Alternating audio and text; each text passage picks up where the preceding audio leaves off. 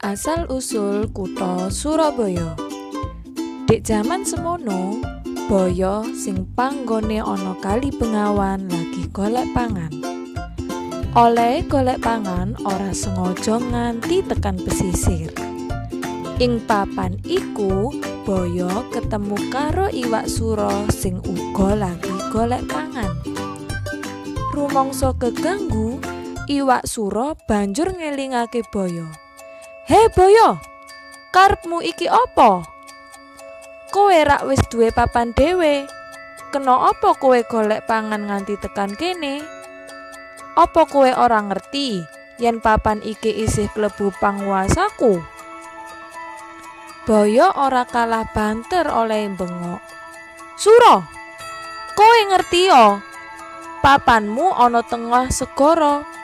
Dadi kowe ora duwe kuwasa menging aku golek pangan ana kene." Saya suwe oleh bengkrengan saya rame amarga rumangsa padha benere.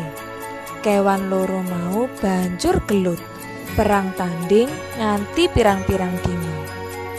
Wong-wong sak cedhake pesisir sing padha meruhi perang tandinge iwak sura karo Boyo mau banjur padha bengok-bengok.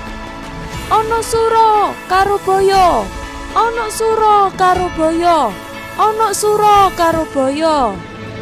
Mula suwene suwe papan panggonan mau banjur karan Surabaya.